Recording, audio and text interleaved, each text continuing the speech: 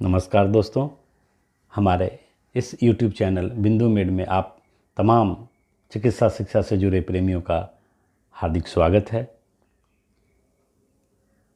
आजकल सामान्यतः clinical practice में किडनी में स्टोन का मरीज बहुत ज़्यादा ही मात्रा में क्लिनिक में पहुंचता है। हालांकि इस वीडियो के बनाने के पहले मैंने एक वीडियो और रिलीज़ की थी जिसमें हमने चर्चा की थी कि अगर यूरिनरी सिस्टम में खास करके किडनी में अगर स्टोन हो जाए तो किडनी पर क्या क्या प्रभाव पड़ सकता है। इसी टॉपिक को लेकर के थोड़ी सी जानकारी में हम और बूस्टअप करना चाहते हैं कि पूरे यूरिनरी सिस्टम में स्टोन का फॉर्मेशन जो होता है वो किन किन पार्ट्स में ज़्यादा होता है, इसका क्या कारण है, इसे कैसे डिटेक्ट करते हैं, ये किस प्रकार से हमारे किडनी को हानि पहुंचाता है और इसका उपाय क्या है। साथ साथ हम लोग चर्चा करेंगे कि बॉडी का कौन सा जो हार्मोन है या कोई ऐसा ड्रग है जो किडनी के फॉर्मेशन में भागीदारी निभाता है। लेकिन इस वीडियो को रिलीज़ करने के पहले मैं आपको ये बताना चाहता हूँ कि किसी भी प्रकार की मेडिसिन लेने के पहले आप किसी विशेषज्ञ चिकित्सक से सलाह अवश्य लें। तो चलिए शुरुआत करते हैं हम किडनी और उसमें बनने वाले पथरी के बारे में। सबसे पहले मैं आपको ये बता देना चाहता हूँ कि किडनी का जो स्टोन होता है वो सचमुच काफ़ी पीड़ादायक, काफ़ी कष्टदायक होता है और किडनी के लिए बहुत ही हार्मफुल होता है। इसका जो फॉर्मेशन है वो यूरिनरी सिस्टम में कहीं भी इसका फॉर्मेशन हो सकता है। ये नेफ्रॉन में भी हो सकता है, नेफ्रॉन के बाहर भी हो सकता है, ये किडनी के किसी भाग में, मेडुला में, कॉर्टेक्स में, कैलिक्स में, मिडपोल में या यूरेटर में भी हो सकता है, ये यूरिनरी ब्लैडर में भी हो सकता है और ये यूरेथ्रा में भी हो सकता है। जहाँ तक इसकी साइज़ के बारे में बात करना चाहेंगे तो ये बहुत माइन्यूट से लेकर के बहुत बड़ा, मतलब 25 mm 20 mm से भी बड़ा हो सकता है।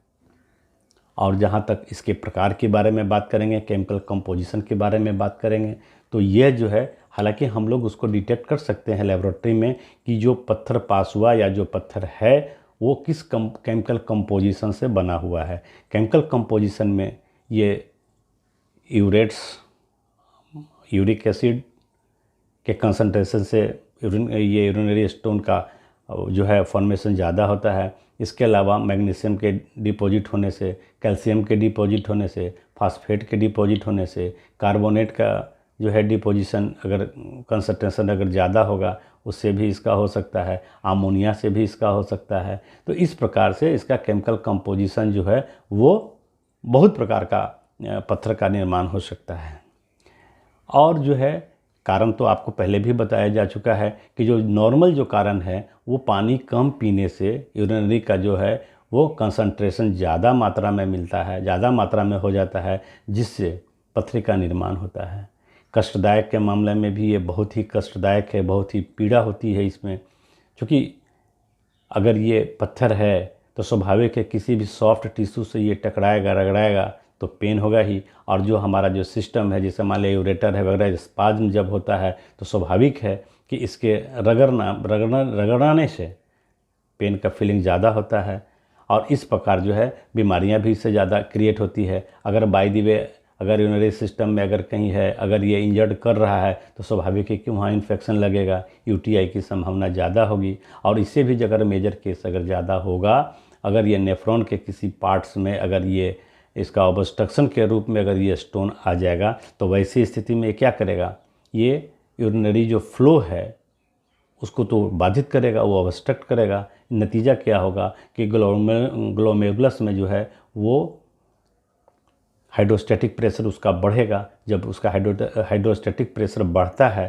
तो ग्लोमेरुलस में जो जीएफआर होता है, ग्लोमेरुलस फिल्ट्रेशन रेट, जो फिल्ट्रेट के स्पीड को डिनोट करता है, बताता है, तो वो उसका कम जाएगा। और जब ये बहुत ज़्यादा कम जाएगा तो हमारा रीनल जो है वो फेलवर भी हो सकता है, किडनी फेलवर भी हो सकता है।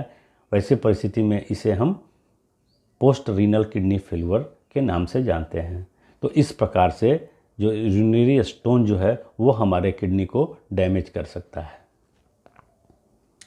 जहाँ तक सवाल है इसको डायग्नोसिस करने का, तो सबसे पहले तो है मरीज़ जो है उसको कॉलिक पेन होता है। वो पेन जब होगा वो ज़्यादातर उसको बैक एक पेन ज़्यादा होगा और रेडिएट्स टू बैकवर्ड होगा, उसका पेन होगा, लेटरली साइड में उसका पेन होगा। तो इस प्रकार से उसका बहुत ज़्यादा बहुत सीवियर पेन होता है। और इसका जहाँ तक डायग्नोसिस की बात है तो ये अधिकतर जो है रेडियोलॉजी के माध्यम से, सोनोलॉजी के माध्यम से इसे हम डिटेक्ट करते हैं। हालांकि ऑब्स्ट्रक्शन की जांच जो है वो हम आईवीपी के माध्यम से करते हैं। वैसे तो अगर उसका रूटीन स्क्रीनिंग एग्जामिनेशन में आप देख सकते हैं, जब उसका यूरिन का माइक्रोस्कोपिक एग्जामिनेशन आप करेंगे तो उसके यूरिन से कैल्शियम ऑक्जेलेट आपको ज़्यादा मिलेगा। मगर ये जो है वो कन्फर्मेटरी टेस्ट नहीं कहा जा सकता है, चूँकि ये स्टोन के अलावा और भी फिजियोलॉजिकल कंडीशन है जिसमें कैल्शियम ऑक्जेलेट पास करता है। जैसे मान लीजिए अगर पेशेंट जो है अगर रात में स्पाइस के को डाइट के रूप में अगर लिया है तो स्वाभाविक है कि कैल्शियम ऑक्जेलेट का फॉर्मेशन यूरिन में ज़्यादा मिलेगा। तो वैसी स्थिति में ये मिसगाइड हो सकता है। लेकिन रेडियोलॉजी और सोनोलॉजी जो है इसका डायग्नोसिस का मुख्य आधार है। अब हम बात करना चाहेंगे कि इसमें बहुत सारा जो है वो हार्मोन किस प्रकार से काम करता है और ड्रग किस प्रकार से यूरिन फॉर्मेशन में ये सहायक हो जाता है। जैसा कि हम जानते हैं कि अगर जब भी कैल्शियम का रीएब्जॉर्बेशन अगर कम होगा, वैसी स्थिति में कैल्शियम का डिपोजिशन यूरिनरी सिस्टम में ज़्यादा होगा। जैसे मान लिया जाए कि हम जानते हैं कि जो कैल्शियम का रीएब्जॉर्प्शन है वो एसेंडिंग लूप ऑफ हेनले में होता है और दूसरा कहाँ होता है, डिजिटल कॉन्वोल्यूटेड ट्यूबल्स में होता है। तो इसका थोड़ा सा हम लोग मैकेनिज़्म जो है रीएब्जॉर्प्शन का ज़रा सा अगर मैकेनिज़्म के बारे में अगर हम लोग रिकैप करेंगे तो इसे समझ में अच्छी तरह से आएगी। हालांकि इसके लिए हमने पहले से एक वीडियो बना रखी है यूरिन फॉर्मेशन मैकेनिज़्म, अगर आप उसे देखेंगे तो आपको इसे समझने में आसानी होगी। और हम तो यही कहेंगे कि उस वीडियो को भी आप अवश्य देखें ताकि आपको ये सिस्टम अच्छी तरह से समझ में आ जाए। लेकिन फ़िलहाल इसके बारे में थोड़ी सी चर्चा हम करेंगे। कैल्शियम का reabsorption ascending loop of Henle में होता है। वहाँ इसका जो मैकेनिज़्म है बड़ा ही ट्रिकी इसका मैकेनिज़्म है। ट्रिकी कहने का सेंस ये हुआ कि नेफ्रॉन के लुमिनल साइड में सोडियम पोटेशियम 2 क्लोराइड को ट्रांसपोर्टर होता है और उसके जो इपिथेलियल सेल है एसेंडिंग लूप ऑफ हेनले में जो इपिथेलियल सेल है उसके लेट्रोबेजल साइड में मेम्ब्रेन जो साइड है उसमें सोडियम पोटेशियम एटीपेजेस रहता है। और इस सेल्स की यही विशेषता है कि बाकी जो पोटेशियम लीकिंग चैनल है वो बेजोलेटरल में रहता है बाकी सेल्स में, जैसे पीसीटी वगैरह जो हुआ उस सेल्स में। लेकिन इस इपिथेलियल सेल में पोटेशियम लीकिंग चैनल वो लुमिनल साइड भी होता है। जैसा कि हम जानते हैं कि पोटेशियम जो है वो पॉजिटिवली चार्ज्ड है। जब कोई ड्रग ऐसा इस्तेमाल करते हैं, पहले ड्रग से पहले तो हम ये चर्चा करें कि इसका जो नॉर्मल फिजियोलॉजिकल मैकेनिज्म क्या है। ये क्या करता है, सोडियम पोटेशियम 2 क्लोराइड से के माध्यम से ये जो ट्रांसपोर्टर है उसके माध्यम से इपिथेलियल सेल में पोटेशियम जमा हो जाता है। पोटेशियम का कंसंट्रेशन ज़्यादा हो जाता है और इतना ज़्यादा होता है ये मानो ये ब्रस्ट के कागार पर होता है।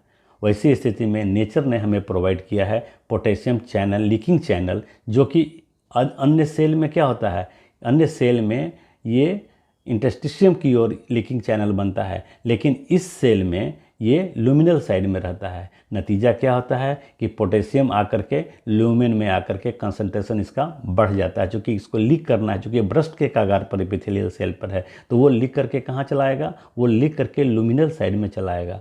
और लुमिनल साइड में चले आने के बाद वहाँ का जो माहौल है, जो लुमिनर का जो माहौल है उस पार्टिकुलर जगह पर वो पॉजिटिवली चार्ज्ड हो जाता है, क्योंकि पोटेशियम का वहाँ जमाव हो जाता है, कंसंट्रेशन बढ़ जाता है। अब जब इधर से जब पास करता है कैल्शियम, जब यूरिनरी फ्लो के माध्यम से जब आता है तो कैल्शियम का भी चार्ज क्या है, पॉजिटिवली चार्ज है। और वहाँ ऑलरेडी कौन सा चार्ज है लगा हुआ, कैल्शियम के अलावा वहाँ तो पोटेशियम जमा है, तो पहले से पोटेशियम है वहाँ, अब पोटेशियम का भी पॉजिटिवली चार्ज है, तो स्वाभाविक है कि वो वहाँ से रिपेल करेगा। जब ये रिपेल करेगा तो कैल्शियम कहाँ भागेगा, कैल्शियम दो इपिथेलियल सेल के बीच में जो टाइट जंक्शन है, जो फुली वाटर टाइट जंक्शन है, वो बाकी अन्य जगहों पर जैसे पीसीटी वगैरह में वहाँ भी टाइट जंक्शन है, लेकिन वाटर के लिए वो परमिएबल है, यहाँ वाटर के लिए इम्परमिएबल है, लेकिन कैल्शियम के लिए ये परमिएबल है। वो क्या करता है कि पारासेलुलर ट्रांसपोर्टेशन के माध्यम से कैल्शियम जंप करके इंटेस्टिशियम में चला आता है और इंटेस्टिशियम के बाद जो है वो अपना ब्लड सर्कुलेशन में आ जाता है। लेकिन अगर हम किसी भी सोर्स के द्वारा अगर सोडियम पोटेशियम 2 क्लोराइड को ट्रांसपोर्टर को अगर ब्लॉक कर देते हैं तो वैसी स्थिति में क्या होगा, वैसी स्थिति में पोटेशियम जो है वो तो रीएब्जॉर्ब नहीं होगा एपिथेलियल सेल में, तो जब उसमें कमी आ जाएगी तो स्वाभाविक है कि वो कैल्शियम लीकिंग चैनल जो ल्यूमिनर साइड में खुलता है उसमें उसका प्रवेश कम जाएगा या बंद हो जाएगा। तो वैसी स्थिति में क्या होगा, जो ल्यूमिनर साइड में जो हमने देखा था कि वो जो पॉजिटिवली चार्ज होता है वो पॉजिटिवली चार्ज नहीं होता है, तो आने वाले कैल्शियम को वो रिपेल नहीं करता है, उसके लिए बाधा नहीं बनता है और कैल्शियम जो है वो पास करते चला जाता है। वो पास आएगा फिर डिजिटल कॉन्वोल्यूटेड ट्यूबल्स में। तो इससे आगे जब हम आगे बढ़ें, इससे पहले मैं आपको बता देना चाहता हूँ, क्या आप बता सकते हैं कि वो कौन सा मॉलिक्यूल्स है जो सोडियम पोटेशियम 2 क्लोराइड को ब्लॉक कर देता है? आप कोई नया चीज़ बताएं, इससे पहले मैं आपको बता देता हूं कि ये है फ्रूसेमाइड। फ्रूसेमाइड का जो इस्तेमाल है वो बहुत मरीजों में किया जाता है डायूरेसिस के लिए। तो वो आकर क्या करता है, वो आकर के सोडियम पोटेशियम 2 क्लोराइड को ब्लॉक कर देगा, और जब वो ब्लॉक कर देगा तो वहाँ का जो माहौल है वो पॉजिटिवली चार्ज नहीं हो पाएगा, और वो क्या करेगा कि कैल्शियम और मैग्नीशियम को वो रीनल फ्लो के रूप में वो बाहर की ओर निकालने का प्रयास करेगा या निकालता है, और उसके साथ में वाटर का भी ड्रैग हो जाता है। यही कारण है कि वो उसमें यूरिन का जो फ्लो है वो बढ़ जाता है, और इसी का इस्तेमाल जो है कार्डियक और बहुत सारे डिजीज़ में मरीजों के द्वारा किया जाता है। अब वहाँ तो ब्लॉक करने के बाद यहाँ तो कैल्शियम का रीअब्जॉर्प्शन रुक गया, किसके वजह से, फ्रूसेमाइड की वजह से, या फ्रूसेमाइड जैसे जो मॉलिक्यूल्स की दवा हैं उसके द्वारा ये वहाँ कैल्शियम का एब्जॉर्प्शन रुक जाता है। अब जहाँ तक हार्मोन की मैं बात करूँगा तो हार्मोन भी उसमें बहुत बड़ा रोल अदा करता है। जैसे कैल्शियम के एब्जॉर्प्शन में पीटीएच का भी बहुत बड़ा रोल है, जैसा कि आप जानते हैं पाराथायराइड हार्मोन का रोल है।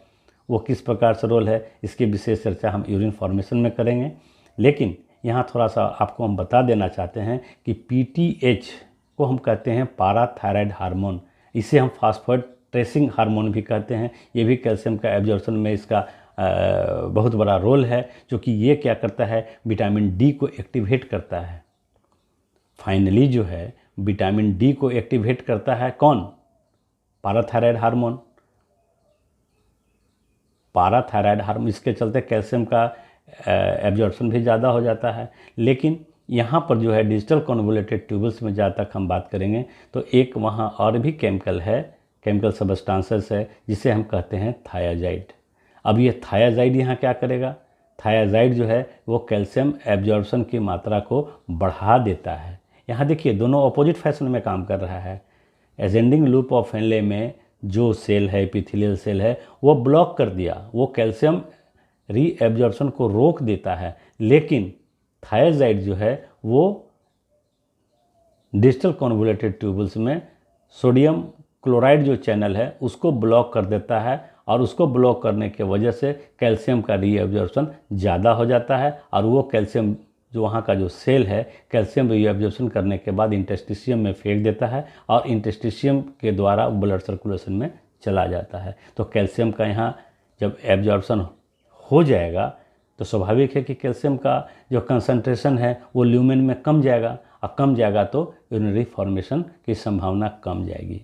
वैसी स्थिति में डॉक्टर जो है वो लो डोज में थायोजाइड का इस्तेमाल करने की सलाह देता है। मैं यहाँ फिर आपको कहना चाहूँगा कि आप बिना किसी विशेषज्ञ चिकित्सक के सलाह के बगैर किसी भी प्रकार का स्टोन के लिए या किसी भी चीज़ के लिए आप दवा का इस्तेमाल न करें। ये ज्ञान केवल व्यवहारिक ज्ञान के लिए ही है। तो आपने मेरी वीडियो को देखा, अगर अच्छा लगा तो उसे लाइक कीजिए और अपनी नॉलेज को कभी भी हाइड मत कीजिए, छिपाइए नहीं, उसको शेयर कीजिए ताकि आगे आने वाले जनरेशन के लिए लाभकारी हो।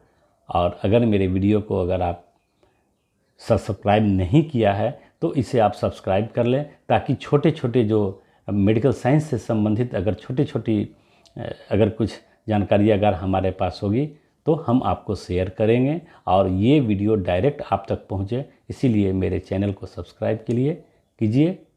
धन्यवाद।